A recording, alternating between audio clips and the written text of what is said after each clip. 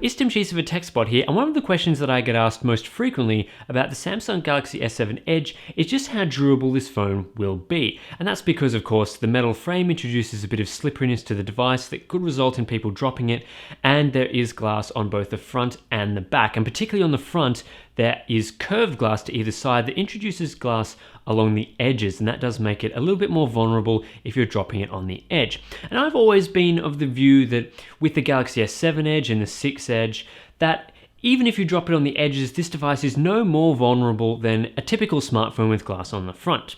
Well, it turns out I was kind of wrong, because I've actually gone and shattered the screen on my S7 Edge by dropping it on the vulnerable glass edge. Now, it turns out that you have to drop it at a pretty specific angle or range of angles for the glass to shatter. You can't just drop it straight on the edge because the metal will protect it. But if you drop it at around about a 45-degree angle like I did, even from a short distance, I dropped it from perhaps 30 or 40 centimeters directly onto a edge of a plastic box, it turns out that the glass on those edges is not really strong enough to resist the drop, and my device is basically completely destroyed now that the screen is cracked.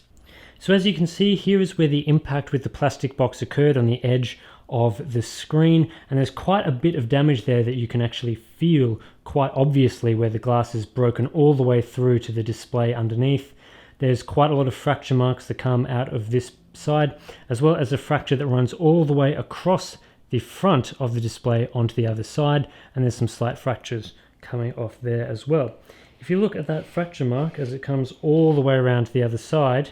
you can see that it's actually reflected along the curve here. So basically the impact occurred over here, it's fractured all the way across, and the force has been so much and so great from that impact there that it's actually reflected along the curve and along the metal rim here, causing more fractures along here, as you can see fanning out there. Now, while the damage is quite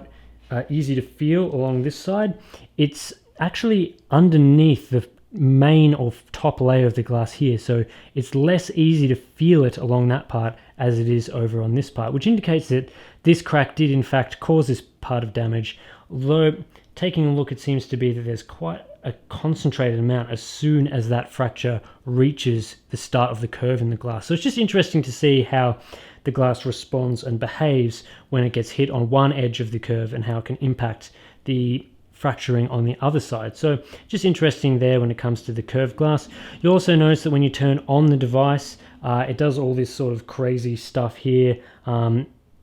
pretty much exactly where the main damage is caused. It's having issues rendering the rest of the display, and it's doing all this flickering and weird stuff there. Basically, it doesn't work at all. If I try to turn it on, either the display flickers on just a little bit or it doesn't display anything. So really, if you damage the glass significantly and you're impacting, the OLEDs underneath and also the digitizer layer for the touchscreen, it pretty much won't work at all, and this will need to be sent in for pretty comprehensive repairs to replace the entire front panel there.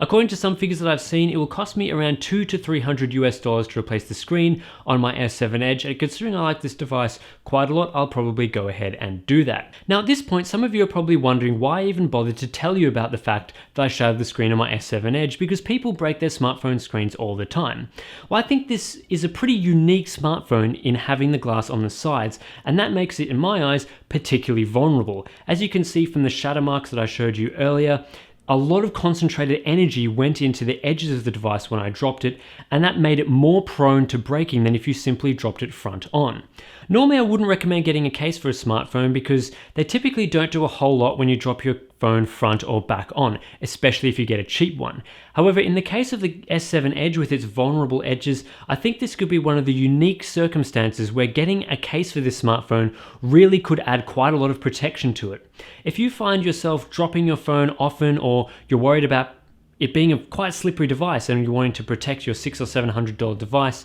this could be one of the times where it's really worth getting a case for this device if you're not used to cases on your smartphones previously. Yes, this is a very attractive device when you use it without a case, but as I've just learned, if you do drop it on the edge, which could happen from time to time, it's pretty likely that you get a very devastating shatter even from small impacts. So I hope you guys learned something about how durable the Galaxy S7 Edge is on those edges in particular. If you are concerned about dropping it, I would advise going and getting a case. Don't forget to check my review of the S7 Edge on TechSpot.com because it's still a very, very solid device. Thanks guys, and we'll catch you in the next review, which hopefully shouldn't be too far away.